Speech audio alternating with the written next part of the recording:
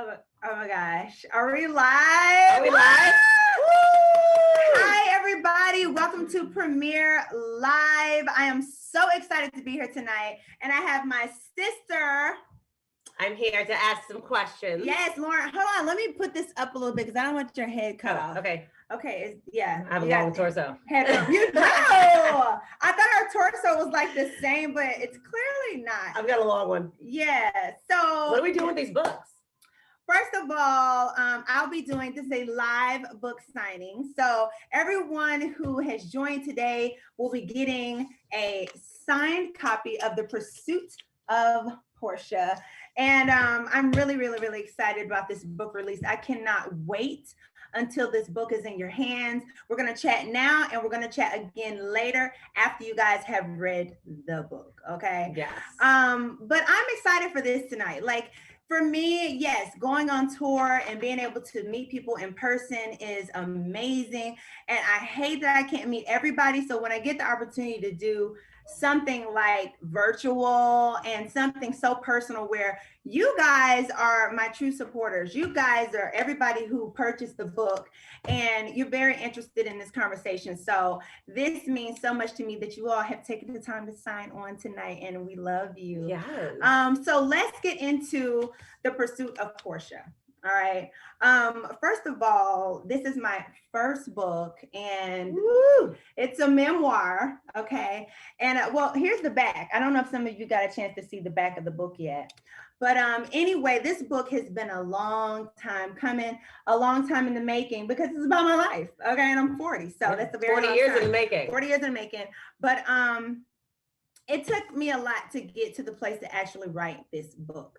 You know, a lot of people who are in the spotlight, that's kind of a given that they would do a book, but I didn't want that to be for me. I normally don't just follow behind people. I do what feels right to me in my spirit. And I really, honestly, hadn't been ready to write this book until now.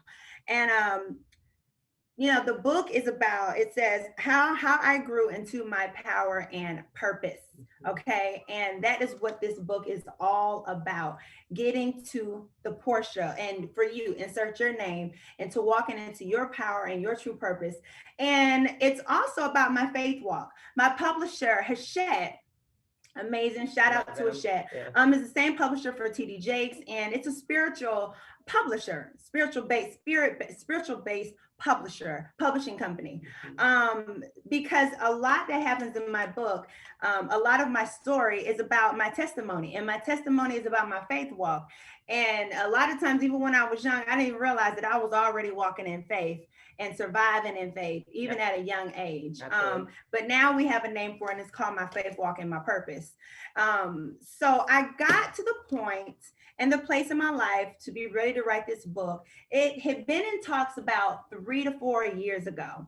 By the way, Lauren, I'm going to talk about this part for about, I think they said 15 minutes. Yeah, go ahead. We're going to do some questions. Yeah, that sounds so good. We're going to do some questions. I'm going to read some of you all's questions. Actually. Yeah, but I'm just telling you guys some stuff for now. Yeah. So anyway, I got to the place to write this book, I would say about 1.5 years ago. You know, it had been brought up and I was like, you know what? It's just the way I knew I wanted to do a book, I just wasn't ready for it because I am so transparent. And for me, I hate being misunderstood. And the only way I can be understood is to tell the complete story and to be 100% honest. And the Porsha I am now, listen, I have to walk in my truth no matter what. So there is actually a lot in the book that I fought to be in the book. You know, it was definitely said that a lot didn't have to be, you know, celebrities write books all the time and they're a little bit surface. But for me, because this book is intentional in its purpose, that it is my testimony, that it will help someone through their rough situations, I just felt like I had to be completely honest. So I start the book off from childhood, and it's chronicle, and it's in chronological order from childhood to now, basically.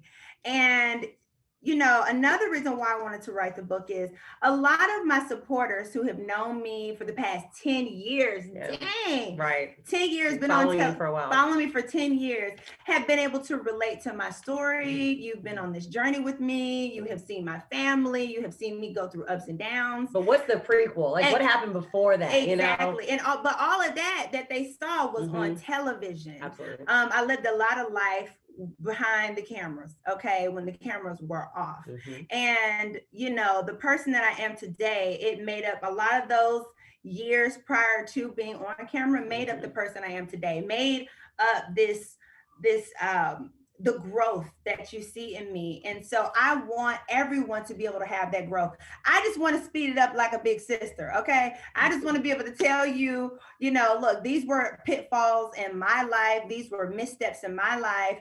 And if I had realized my power and my purpose sooner, I wouldn't have had to deal with certain things that happened to me in my life. Good, bad, and indifferent. There were some things that I probably wouldn't have had to go through. So I have definitely had some friends tell me that the book is like a manual of what not to do in life. And that's okay. I think, most people see themselves in the mirror like, okay, she made that mistake on TV. I'm not going to do that. Well, this is a book about my life prior to, and me owning everything about me. When you get to your place of truth, you have to look back on your entire journey. Absolutely. And you have to face some of those darker things. You have to shed the light on those darker places in order to clean it up and get a true picture. Absolutely. So that's what writing this book was like for me. It was literally like therapy for me, honestly. And I'm wearing these bangs. Can y'all really see my face? You see my eyes? Can you see my eyes? But yeah, what else can I talk to about the book? Was writing the book like your shadow work? Was it therapeutic? It really was. It was like one long therapy session. And writing the book, I actually stopped writing the book for about 3 months because it got a little rough for me. Because when I started digging under that rug that I had pushed all of the things I wanted to forget, and you start ripping off the bandages and opening those doors, it took me back to places that I had not been healed yet. And that's why a lot of the things in the book I hadn't really discussed yet, because I hadn't actually done that self-care work on them yet, and gotten to the place to talk about them. But I fought through because of the purpose of the book. I just kept in mind my daughter. I kept in mind other women, other men who may go through different things in life. And, sometimes when you see somebody who you admire, and they tell you that they've been through something and you're like, and you can relate, it makes you feel like you can do it. Yeah. You can make a better choice for yourself. And it gives you permission to be yourself because they were that way. And it gives you permission to accept yourself as you are. Absolutely. And a lot of times it's really good for someone to let you know that you're not alone. So a lot of the things that I went through in life, I felt alone. As big as my support system is, and as close as I am to my family, I still felt alone in a lot of my life's, a lot of pivotal moments in my life. And me speaking to it now is to let you know that you are not alone, and that you will survive, and you put one foot in front of the other, and that you have faith in what you cannot see, and continue to move forward and trust that God has a better life for you, a better situation for you, a better job for you, man for you, whatever it is, it can get better. That's what it's about. So I guess we can go ahead and get into some of our questions. Some of these questions? Yes. All right. So I am going to sign some of these books as you ask me questions. Okay. All right. You can do two things at once. You can multitask. Yes, I'm an author now. I can do two things. Okay. Go ahead. All right. So the first question is from Adrian Tillman from Columbia, Ohio. And Adrian asked, what would be your personal tagline in your current life season of the Pursuit of Porsha? Oh, it's a good one. It's a good question. Okay. Doesn't have to rhyme. Okay, it doesn't have to rhyme. I'm thinking it has to rhyme. I know you're thinking it has to rhyme. I'm like, it has to rhyme. No, give it to us. Give us the authentic, what is your tagline for this Porsha? Because this is a different Porsha. It is. Why the one I have is so like short. It's okay, give it to us. Okay, it is what it is, and that's the biz. I mean, okay, you see why I don't write I did not see that coming. It is what it is, and that's the biz. I mean, it is what it is, though. It is what it is. I mean, aho. You know what I mean? Like, it is what it is. Yeah. Honestly, amen, ashe. Those are amazing words that we use in our language and in religion. And yeah, it is what it is. And I think it's acceptance, is what you're saying. And that's exactly right. It is what it is comes to me because, listen, as colorful as this book is and is traced with trauma as some of the things in my book is, it is what it is. That's my life. Those are things that, happen. And it made me who I am. Mm-hmm. And a lot of the book does talk about men and some of those situations that didn't work out for me. And guess what? Some of those men and those situations made me the woman I am today, right? Because I learned from them. Mm-hmm. And in the book, at the time, I didn't know that because I didn't know my self-worth. Like, I don't even think I thought in that mind frame, self-worth, like worth. Right. It was not even in my mind. Right.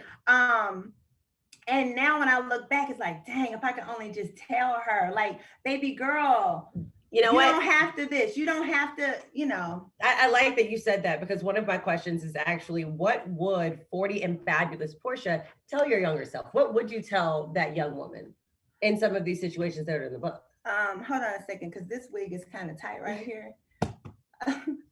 The band. The band is tight. You about to pass out. Yeah, what did you say again? Because I really couldn't hear you. So you made a statement while you were talking, and you were saying, if only I could tell her how worthy she was. Mm-hmm. And so is there any other statement that 40 and fabulous Porsha that we have right here would tell your younger self that was in these situations? Like, what kind of advice would you give her other than, of course, you are worthy? Is that she doesn't have to do anything she doesn't want to do. I did so many things. I became a puzzle for everybody else's picture in a lot of different situations. I think about a game, a little toy that Pilar has, and it has different shapes, and you have to have the exact shape to put it to go inside. Mm-hmm. Right. In my world, I was so warped and only seeing myself through other people's eyes that within that toy, the toy is the man. Mm-hmm. If I walked up to him and he had a circle, I would shape myself to be a circle to fit into his world. Wow. If he had a triangle, I would shape myself to put it in there. If he had a square and I'm a circle, right, I would contort my world, my thinking. I would devalue and break myself into a square to fit into his world. And I would tell Porsha that she doesn't have to do that because she has her own toy. She has her own puzzle. The pieces of her life, she may not see them, but they are coming together, Jesus. Thank you. Those pieces will come together as you further live. I pictured, a lot of people see me on Housewives, and that you all know, that you know me from Housewives. I'm a dreamer. I always envision my life and I always plan it out. Look, I bought my home. I was like, I'm gonna have twins. They're going in this room. This is gonna happen this way. Oh, I want to have a child. Okay, here, man, do this contract, a baby contract. I always some type of way feel like I can control how my world is going to look, to where when I was younger, I had no trust in God to know that it was already going to work out. That all I have to do is know that a life is a puzzle and the pieces will come together as I live, as I have faith, as I grow. Allow yourself to grow as a young person. And if you're not a young person, allow yourself to grow in business, allow yourself to grow and be ready for a real relationship. And I was, at the time, I wanted it so bad that I would shape myself to be whatever, men wanted me to be. So I would definitely let her know, like, listen, you don't got to do that. So you would give her permission to be herself, whoever she is at that moment. Yes, I would give her permission to be herself, but also understand that it's okay where she is right then. You don't have to date an older man, or anything to be grown. No, you just continue to grow. You become more mature.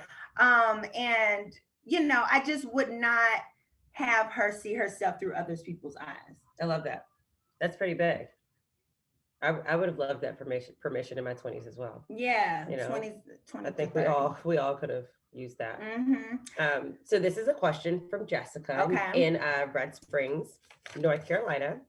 What steps did you take with getting your book published? I'm sure there are a lot of people out there that would love to publish their own book. They have their own story to tell. Everyone has an amazing story. Mm-hmm. So how did you do it? Where did the idea come from? You know, and what steps did you take? Well, first of all, I had to make the decision to write the book. So like I said, I was approached and the situation seemed right. And, you know, I was like, no, not right now. Mm-hmm. Like, no. Mm-hmm. Because again, like I said, writing the book is like therapy to me. So I already knew, what are you doing therapy? You got to uncover everything. Pull it all up and put it on the table. Yes. And I was going to pull it out and put it in the book. And so I just didn't know if I was ready. I was working, I was this, I was that. And then the pandemic hit, and it was like a moment where everybody was reflecting and getting to know themselves. Mm-hmm. And what I now know is to know yourself is to love yourself. And once I got to know me, good, bad, all of it, and know my mistakes, love my mistakes, learn from everything, I love Porsha now. And so I knew it was time. And I spoke to my financial advisor, and he told me, he said, Porsha, you know, I have, you know what I'm talking about. Mm-hmm. He loves to talk. And so he has 2 daughters. And he was like, Porsha, if you can find it in yourself to write this book, it would help my daughters. Right. And that he said, just like it could help my daughters. And he knew my story because when I first came to him, I only had how much did I have? Child probably had like maybe $2,000 in the bank, and he was like a top, and he took a chance on me. So he knew my story. Yeah. But anyway, and then I went to my mom and I was like, you know, Mom, I'm going to do this book. I was like, there's a lot of things that I'm going to put in the book that I hadn't talked to you about. Mm-hmm. I touched on some of the things, and overall she was like, do it. She was like, it's time. Yeah. She told me, she said, you're ready. Okay. Just the same way you look at my face and you're like, Porsha, you got this, you ready. Mommy was like, you're ready. Yeah. And so I made the decision to write the book at that time. And then I told my manager, yes. And then the rest is professional history. You know, she started working and got the publicist and all of that. Right. I don't know the details of all of that. Right. All I know is that I got on the phone and talked to different publishing companies. And we ended up with Hachette, because I really like that. It's spiritual company, spiritual based. Okay. Mm-hmm. Yeah. So the thread of my story, I was able to talk more about the spiritual side of things. Right. Exactly. Mm-hmm. So you found the right publisher for you. Right. Mm-hmm. Yeah. I love that. Okay. So this is a question from Trisha, Newport News, Virginia. Millions of people already think that they know you by television, but after reading this book, they are really going to be in your business. How does that make you feel? Is there any anxiety that comes with that? Yes, absolutely. I mean, because a lot of people feel like you've already been so open. You already have put it all on the table. What more could you be nervous about? And you're like, a lot more. Yeah. Nervousness is definitely a part of writing a book, especially if you have bared your soul and your heart into the book. No matter how. What is that music? I do hear music. It's like I think my TV is on. Oh, has that been on the whole time? Yeah. It's like a Christmas musical. Wait, where's the remote? It's a big old remote. Let me see it over here. It's huge. Oh yeah, that. And I hit the heck out of my knee. What was I saying? We were talking, she asked, how does it make you feel that you're being even more vulnerable? So you were talking about the vulnerability it takes to write a book. Oh, yeah. Oh, and being nervous about writing the book. So you all do know me. You've known me for 10 years. You've seen me on TV screens grow and go through kind of everything on Housewives. Mm-hmm. And that's an edited show. And it's really small part of my life. But no matter how nervous I was to write this book, putting certain things in this book, I felt empowered when I completed it, because it was done, and the purpose behind the book and telling my testimony to help someone else is more powerful than me being nervous. And another thing about it is I hate being misunderstood. And that's why in the book, I really decided to stay as close to as open as I could in the book, so that there would be no misunderstandings. And that's what the book really is about too. Like if you've seen me on the show and you're like, oh no, this or that, and you had any bits and pieces, Right. Well, this is my full story. Yeah. You know, so and then I love the fact that I'm able to tour. You know, right now you guys have just got the book or you're about to get my book, but later on you will have read it, and then it will invoke the conversations that I really want to have. You guys know I love advocacy, and so for me, I would love to be able to speak to sexual assault, childhood depression, being bullied, these different subjects, body dysmorphia, being an entrepreneur, a lot of different things that I touch on in the book because that's part of my life. I would love to have these conversations. And I told my girlfriend the other day, I would love for you to read it with your daughters, read it with your family, and have it invoke some of those important conversations. So I'm excited to do that, to expound on what you all get from the book. Definitely. That'll be fun afterwards. We'll have to do this again. Oh, we're definitely doing it again. We will be back. We just got to get the book. Once they read it, right? Once they have it. Yeah. Well, I know I've been asking you some pretty deep, vulnerable questions, asking you to go a little deep with us, but I do have a fun question. What? Have you been wedding planning? Oh! And what's your favorite part of it if you have?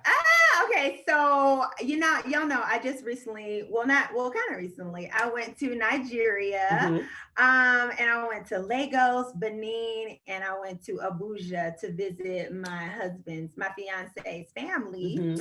And we did meet with a wedding planner there. We talked about some ideas. Wait, the wedding's not going to be here? It's going to be one here too. You don't have it like 2 or 3. Oh, you did say you're having 2. Okay. So you did your African wedding planning? No, not all of it. No. I just met with her. Some of them, so I just met with her. And then when I got back, we got our home and we just closed on it a couple of weeks ago. Yeah. And so I really want to get settled and, all of that. So cake tasting in the new year. Yes, we are about to get into the nitty gritty of it. Yeah, it'll be fun. As soon as I get in the house, it's over. Like I want you to come over every day. Yeah. It's a full-time job. Yeah, full-time job. All right, here's a meeting. There's 10 cakes on the table. Let's go. And eat. Now, when you're fat at your wedding, it'll be my fault because I'm like, and cupcakes. Let's go. Exactly. It'll be fun though. But we're gonna have some good food. Okay, some good cake. Hopefully. Here's a question from Trevor in Chicago. In light of your newest show, Porsha's Family Matters, what is the biggest lesson motherhood has taught you? Biggest lesson that motherhood has taught me. So you're relating it back to Porsha's Family Matters, and that show is all about blending my family for a great environment for my daughter. Yeah. The biggest lesson in being a mom is that I never really knew. I know how much my mom loves me, and I know how much I love her and admire her, but I never really realized how much work that she put into cultivating our close relationship and how much I want that to continue for Pilar. So I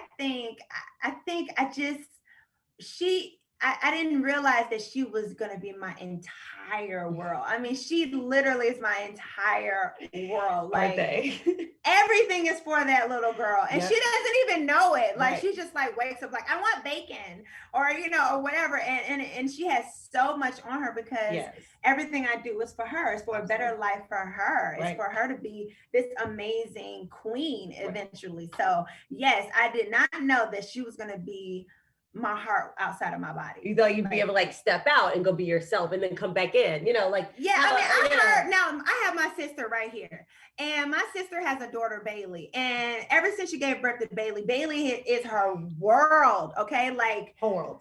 The most precious relationship you have ever seen. And I don't know if I really knew that was going to be my thing. You didn't, because you got mad at me. I did. On the way to the airport because I was like, I miss Bailey. You were supposed to do that day. Day. Watch her be away from Pilar for 24 hours. I was, y'all. Gonna cry. I really was. Like, she used to tell me, like, come on over to my house. She'd be like, Bailey is not in the mood today. And I'm like, what? I can take the 2-year-old and put her in the stroller and come on. Come on. Right. But I was the first one to have kids in our friend group.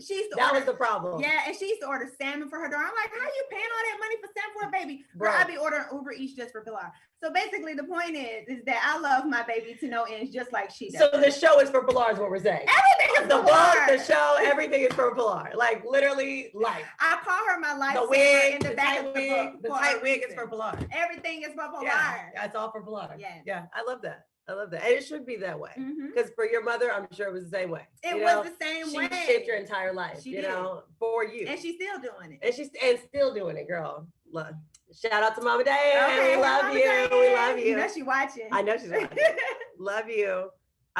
So this is from Sarah. What is one of your favorite memories from being on Housewives of Atlanta? Oh, favorite memory from being on Housewives. It seems also dramatic. I'm like, was anything good? You know what I mean? Like, yeah, we used to have good times. We always see the drama, but I'm sure you guys had like real moments in there. Yeah, you know what? When it comes to like having a good time on the show, before Phaedra, I never really had a friend on the show. I was like kind of that loner. Yeah. Like they would invite me to stuff, but like I didn't have like it was Candy and Phaedra or Nene and Cynthia or whoever, and I never had anybody. So when Phaedra and I became friends, it was the best time on the show. The best. It didn't matter. We were just rolling together. And I like to kiki. Like I don't care if we're gonna have drama and all that.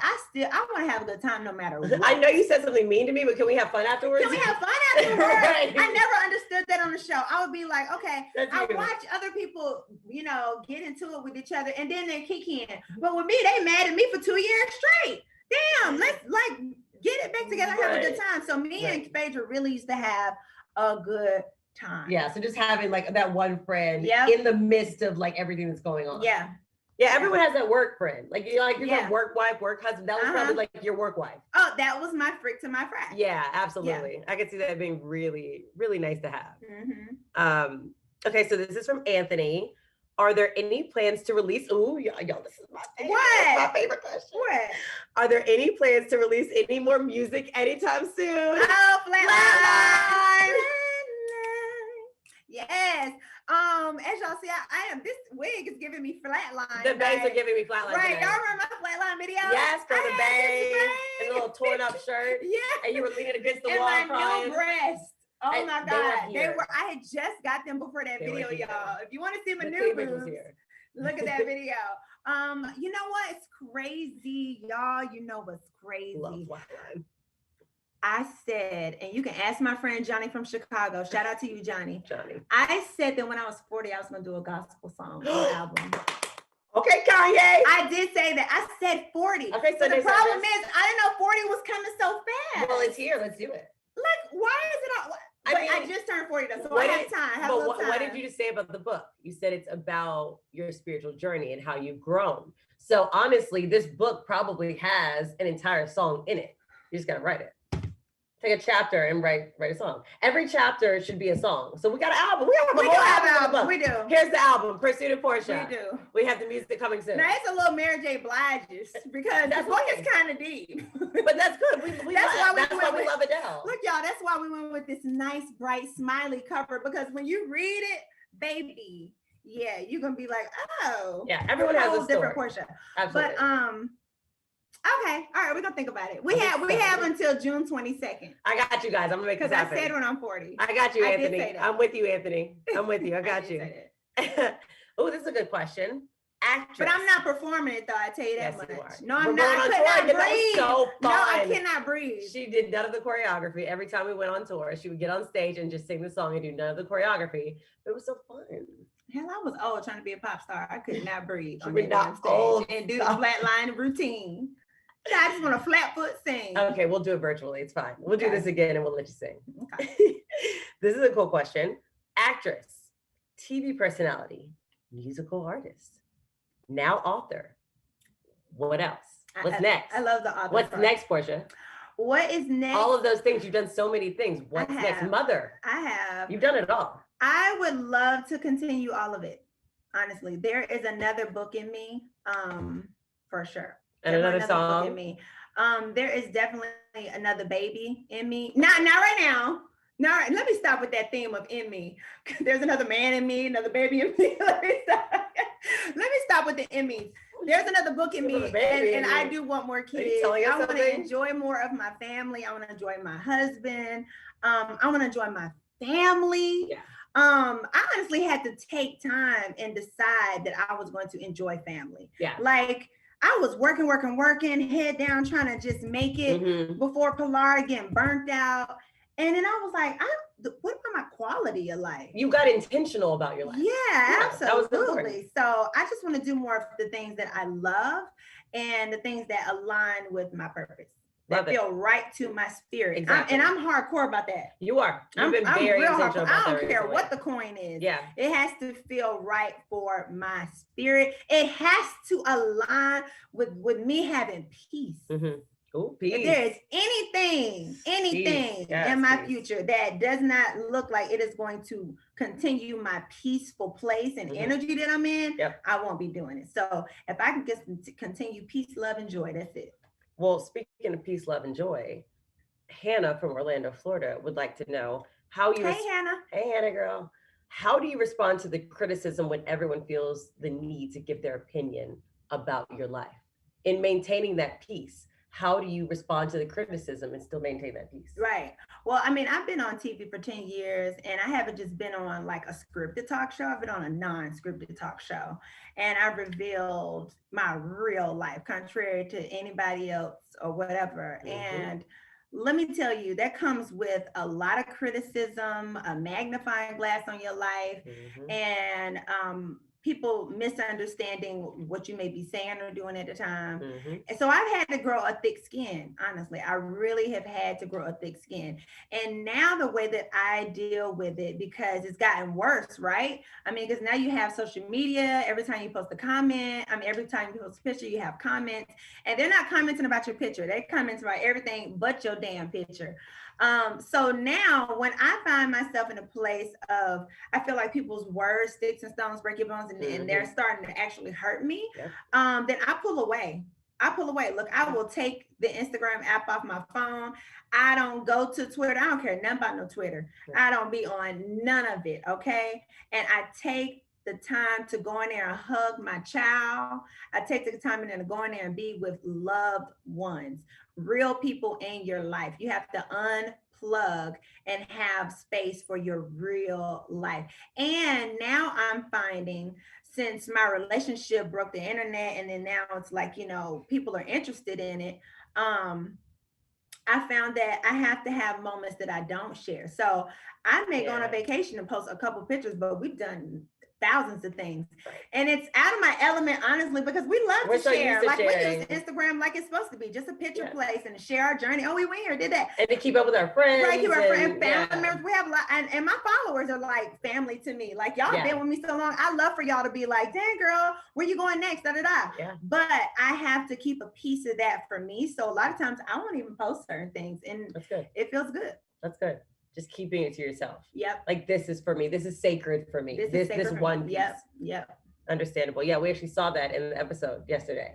That there were some pictures that you wanted to keep sacred to yourself, and he didn't understand that, because that is kind of weird. It's like what you post all the time. Right. You know, so it's hard to understand when you're changing, you know. People were so confused about that. And honestly, production was confused. I could tell in my interview, as I was saying, I don't want him to post the picture of the tattoo. And they're like, but you talked about the tattoo. Or I don't want posted something else. I don't want him to post us kissing. And they're like, but you posted a picture you sent in his lap. Right. At the time, there was just so much swirling that everything was out of control. I wanted to control what was being put out like there. you said, you wanted to keep something sacred to you. And you are picking what you want to be sacred. Like certain vacations are sacred to you. Right. Now you would say, okay, well, Porsha, you want to keep certain things sacred for you and you want to protect your peace. Why would you write a book and put all these things in it from your past that were hurtful? Or are you taking my job? That's a good question. Shocking. That's a good question. Oh, is it? Okay. Yeah, thank you. Okay, No. Go ahead, ask. You already asked it. No, go ahead. Answer it now. Now I want to hear the answer because I'm actually curious. Because, you know, I did an interview earlier and she asked me about something in the book. I can't remember what she asked me. But I told her that a lot of the things that I talk about in the book, you want to talk about spousal sexual abuse and different things. I told her that I have always wanted to use my voice for it. Mhm. I always wanted to. I remember asking someone, "Do you know any charity that has domestic violence or for young girls or runaways or whatever?" I've always talked about it, but it never actually happened because it wasn't time. I needed to get to a place where I was stronger, and so when I put it out there, I could fully own it. You have to, as a survivor, as a victim, you really have to get to a place of strength where you know that you will be okay, period. That if you say these things out loud, you could be helping inspire someone else. So this was really, to me, it wasn't about me. The book is not necessarily about me. It's telling my story, but it's not about me. It's for someone else to read and to help them. And I really wanted to hurry up and write the book so I can get to the place to have these conversations. I really do honestly want to use this platform to provoke these conversations. I want to go to colleges and talk to these young women. I want to encourage them, empower them, remind them who they are, and remind them what they are capable of. Remind them that when they were born, they already had every gift they possibly need to be successful in life and have the universe work for them. And so, since that is all in me, I just can't contain it anymore.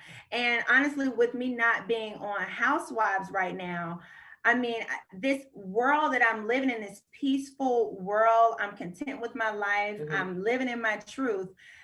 God is pushing me into a place to where I am able to have these conversations and speak from such a truthful place, an honest place, because it really is unveiling of who Porsha really is. And I know people will relate to that. And so, now that we have it, now we can have these conversations. So there is a book that is sitting on this table that is for sale, but it's a bigger purpose. And so that's why I'm so excited to do the book tour and then start advocating for young Black women in the healthcare system, young Black entrepreneurs, people who are in relationships to understand what a healthy relationship is and what a healthy relationship is not supposed to look like, who you want to be before you even enter into a relationship so that you don't shape shift like I used to do.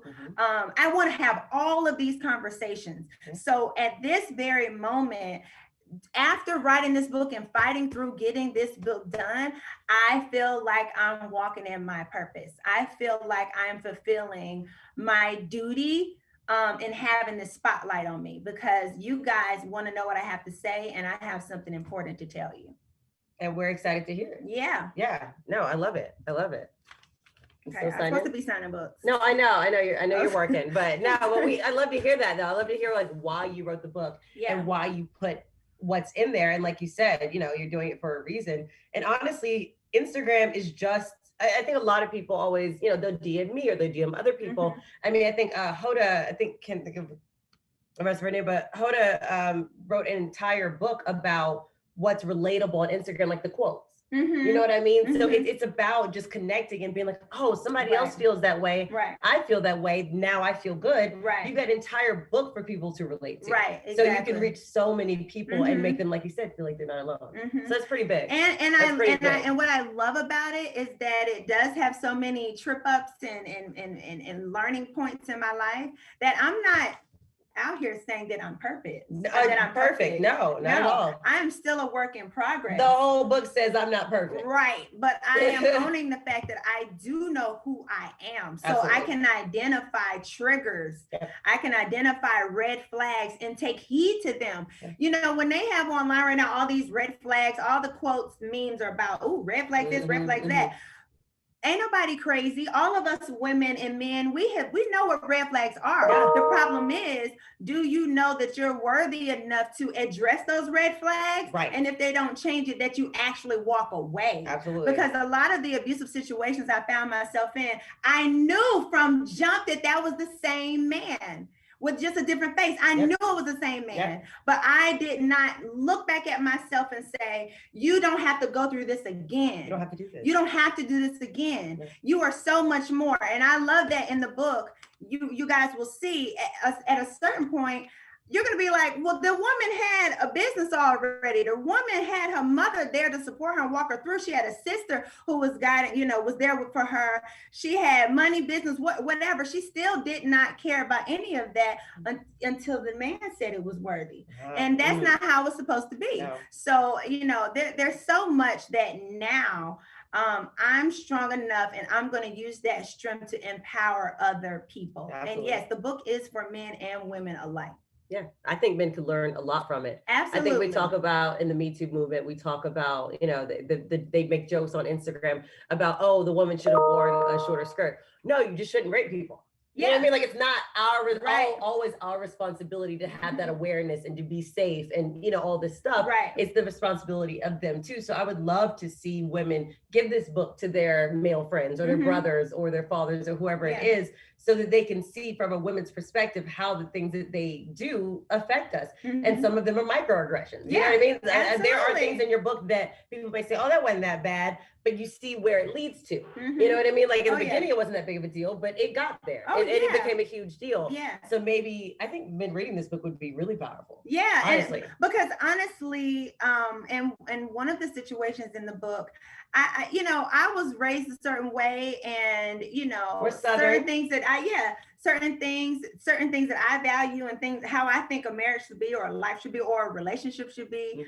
I grew up that way. Well, the man may have grown up to talk to women any kind of way or not reverend her and see her as a partner. So yeah, men need to see the other side of it. Yeah, the other side of it. So we're going to give 10 free books away to men. The men of your choice. Just 10 of y'all. All of your exes. All of my exes are going to get one. That's it. You know what I mean? Like, let's just go ahead and send them out. You know, absolutely. That's pretty powerful.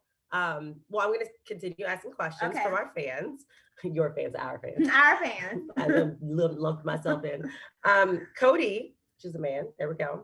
Cody's asking, if you could live somewhere else besides Atlanta, where would you live?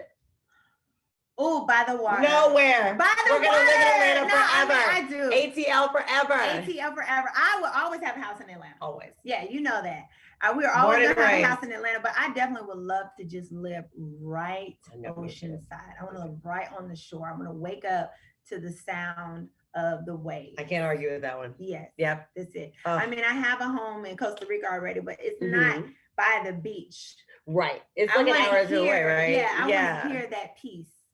Oh, that water. And being able to connect to the most unlimited, what feels unlimited right now, source on the earth. You know what I mean? Like what else is there but water? You know, so we are even like, aren't we like 80% water? Yes, we are. Like 90%, exactly. That's crazy though. We're like 80-90% water, but if we got in it, we drown. No, which is crazy. Like why we can't? I don't know why we can't live in it. Where our gills at? Where do we fish? God, where did our gill? Where our gills? Get a gill right here. Start living under the water. I'm down. I'm in. Shoot, I'll go install a little gill. They're installing abs. Okay, they're giving plastic surgery. They're giving abs. So can I have a gill? I want to be like the mermaid. Oh, you want to come in and out? Can she go in and out? Yeah, you're like an amphibian. They can like go in the water. No, she can't. The mermaid cannot go back into the water. I think they can. When she got her voice, that was just Ariel. She was huge. I'm talking about Ariel. I know what mermaid you know. All I know is Ariel. There are other mermaids, okay? And the other mermaids can live in and out. And they just develop legs when they get on the water. Get out the water. No, I just made that up. So y'all see right now, I'm not the only one who get off track. The both of us up here talking. I know. Why we talking about mermaids? I don't know. There's a book with also mermaids. Okay, don't forget about mermaids, people. All right. Let me keep asking questions. Okay. So, I love this question so much. Pilar is so sweet. She's like one of my favorite people in the world. What are your 3 top mom tips when it comes to parenting a toddler? Ooh. Not just a child, a toddler, because they're a whole different breed. Yeah, that's a whole nother. So that whole little range right there is a lot. I'm so glad I'm out of it. Top tip in being a mom to a toddler or a dad to a toddler, I would say is forgive yourself. Forgive yourself. And then, I gotta take everything so deep, but this is kind of deep. I'm sorry. So deep. I know. I don't mean to. I'm an author now. I gotta be deep. But no, honestly, Like the first thing I think of when I think about being a mom to her as a toddler, infant was different and probably older. I don't know. Y'all tell me because she's only 2. We'll get there. But I feel like there is so much mommy guilt because she has all this personality. And at this time, she's growing so much. I mean, from the beginning of her turning 2 to turning 3, her vocabulary is so extensive. What's the word? Because mine isn't. I said extensive. Extensive. I mean, Pilar's been talking for a while, but every time I see her, she's got a new phrase. I'm like, so you can say that? Yeah, I'm constantly seeing her grow week by week. Yeah. But I'm a working mom and I still have to leave her at times. Yeah. So you have instant mommy guilt because it's like you're not with your little person. You may miss something. So yes. So I just have to think about my mom and think about my mom was a boss, honey. She took care of everything and she took great care of me. And here I am. I'm great. I'm amazing. I'm okay. I'm okay. I'm alive. So it's gonna be all right. Right. You have to tell yourself it's still gonna be all right, that you're doing a good job no matter what. And like you said, you're doing it all for her. Yeah. So to keep that in mind, it's like every step you take, every trip you take, every moment you spend away, it's like I'm doing it for her. Yeah. And you do spend a lot of time with her. So it's not like you said to go to boarding school, but the mom guilt will convince you that. I'm talking about my mommy guilt is so bad that even when I want to take a nap, I know. It's like you don't deserve to sleep. You should be down there watching her. You should go play Barbie with watermelon her. Or say, you know, mommy guilt is an irrational fear. It's completely irrational. Yeah, because we will literally feel guilty about the smallest things. And it's like, seriously. I'm literally working for her. Why do I feel bad about this? And you know what? It's so crazy, Lauren. Oh my God, this is so, I don't know if it's funny, but since I've written my book, it's like, she does something bad and I want to say no. But then I'm like, she's going to hear that no in her mind for the rest of her life, and she's going to be like, I can't do anything worthwhile in my life because my mom screamed at me and told me no. Yeah. So it's like, I'm like, I don't want to do anything to warp her mind of herself. Right. You want to damage her. I want to let her know how perfect she is at all times. She's so amazing. She's so sweet. When honestly, she's not. She's hell a lot of times. Okay. Actually, she's pretty mean sometimes. But I don't want to say it because I feel like if I speak that she's mean or bad, she's going to believe that about herself. Yeah. So I need to relax. Yeah, the mom guilt. Yeah, I need to relax. That's great parenting. Yeah, I'm starting to take myself too seriously. Like, calm down, girl. You're not that powerful. You're not that powerful. She'll grow up and still love herself. She has a whole nother journey. Yeah. No, exactly. There's other people that she's going to encounter. You're not the only person. I know. Yeah, like, come on. No, I'm the same way, though. Honestly, I'll say things to Bailey. I'm like, Bailey, your hair is. Bailey will be like, Mommy, I don't like my hair. I'm like, it's beautiful. Your hair's beautiful. It's like, girl, calm down. Like, you telling her hair needs to be fixed is not going to make her hate herself. She's not going to hate her African American hair just because of that. Just because you said don't wet it. Yeah. After you straighten it. Yeah, like, so yes. Parents, give yourself a break. You're doing the best you can, and your best every day may change. Some days they may eat pizza for dinner, and some days they may eat some broccoli, and that'd be great. But the next day they may eat goldfish for dinner, and guess what? You're a good parent every single day. Regardless. Yes, regardless. So I love that advice. That's great advice. This is a good question. I love this. What does the perfect self-care day look like to you? And this is like no holds bar. You have every resource in the world to you. What does your perfect, like utopian self-care day look like? I love that you said I have every resource in the world because for my perfect day, I don't need a damn thing. Oh, I love it. Okay, good. I need me, myself, and Nana. In a room. Padded walls? Not padded. Okay, because I'm like, this right. I just need me, take care of you. I don't know what it means to take care of you, but take care of you. Okay. You know what I mean? Take care of you. And then enjoy the rest of your day. Take a nap. Oh, I love a nap. Get a massage. Take your wig off and walk around with your braids. Yeah. Don't brush your teeth. Yeah. So an empty house is what you need, it sounds like. Yeah. Because you do have a lot of people in your home. Give yourself a facial. Yeah. Burp real loud. Get online and just look at fun stuff. And I don't know. Get on Amazon. The simplest thing for me is like my most peaceful. I just love just being alone and just taking care of Porsha. It sounds like freedom is your perfect day. The freedom to choose what you're going to do after each. Yes. That's what that day sounds like. I'm my best friend. Okay. Like me can just sit. And after quarantine, I just be talking to myself. Wait, I thought I was your best friend. You are my best friend, but so you want to be a more best friend to me than I am to myself? Kinda, yeah. I prefer that. That's fine. She got jealous of myself. Okay, that's love right there. That is some sister love. I'm your best friend. Yeah, I don't know. I just need to be myself. I mean, like for real. On a self-care day, I literally will scrub my face, steam my face, put a mask on, go downstairs, chop up some aloe vera, put that on my face. Like I really just take care of me. Oh, I love that. Well, I learned some things about you just now. That was interesting. Is there anything that you would like to tell the audience that they would be surprised to know about you? Because I do think we feel like we all know a lot about you, but I just found out about your best friend. You are. So, I just learned something. And then I talk to myself a lot. And then you talk to yourself, and that might be a little weird. But I talk to myself because I've actually said stuff to myself out loud and text you and be like, girl, why did I just say this to myself? You do that. I do that. I've never seen it in person, but you definitely admit it all the time. You won't. I only talk to myself when I'm by myself. True. That's what I'm saying. True. That's still weird. Yeah. But it's fine. It's fine. It's fine. It's your thing. So is there anything that you could tell us that we would be surprised to know about you?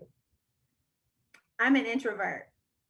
That's really surprising. Yeah. Because you talk a lot. Yep, I do. But that's the misconception. And you're always around people. No, I'm not. You think I am. I feel like you are. No, I'm not. You're not? No. Oh. No, this is actually my first time really being out of the house in like 2 weeks. I mean, well, part of it, I had like a procedure done. True, that's true, yeah. But I feel like you enjoy being social. I have a social time clock. Okay. And it's normally like about maybe an hour and a half. Okay. After that, I'm just nodding. Right. And I'm trying to think of my exit. But I'm the type of introvert that, once you get out my time clock, now I'm just people pleasing. And now I'm exhausted because now I'm just smiling extra for you. I'm extra. I just rather be alone. Right. Which is why people are like, oh, Summer Walker, she doesn't like to be around. I'm like, I kind of get it. No, you can have a big I kind of totally get it. You can have a big personality. I can have a big personality and still prefer not to be up in everybody's face and prefer to because the extrovert doesn't have a time own. Clock. Yeah. But introverts, we have a time clock. After a certain amount of time, I'm ready to go. Okay, it's over. Yeah, okay, it's over. All right. Then I started being like, and I don't have to go to everything. I really don't have to go to everything. Another permission that you give yourself. Yeah, and another I really permission truly to give enjoy yourself not to go. Honestly, I think though, after people read the book, they're like, I see that she's an introvert. Okay. Since we start when I was a child, True. And we talk about how I used to entertain myself in my bedroom, and you could have just played with me.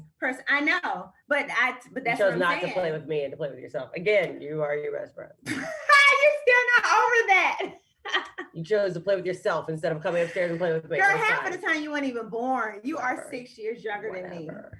Whatever. So yeah. Well, good to know. But anyway, I love this. This was so good. Me too. This is good. We gotta have Lauren host another live. I got you. I want some tough questions. I didn't write my I own thought questions. those were tough. I don't know. I need some tough ones. Look, just I'm because like when you were 5. just because I have my truth right there ready to go like a gun loaded. Yeah, don't you say answered them too easily. because you're talking about my life. This is real shit. This is my life. Yeah, like, it is. So Okay, all right, we can go all day on that. Yeah. Now asking about some edited something that I didn't know was gonna turn out and look like that.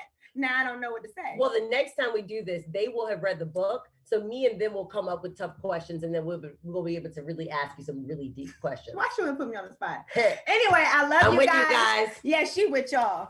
I this. have signed these books. I have some more so over here. many I'm more going to over there. continue signing. Right, we stopped signing and was talking. But anyway, I love this, y'all. Make sure y'all, let's do this again. I don't know if we can do it again on Premiere Live. But listen, the book comes out tomorrow. Tomorrow in stores, Audible. I already have my Audible so I can listen. Yes. And Lauren is on the Audible. She actually read 2 or 3 chapters or whatever. Mm-hmm. But guys, get the book. God is good. Amazing. He is. This moment is here. Let's bask in it and read the book. Let's get back together a little bit later. I will be sending you guys a signed copy. Lauren and Porsha signing off. We love you so much, Premiere Live. Love you guys. Mwah. See you next time. I really do. I need to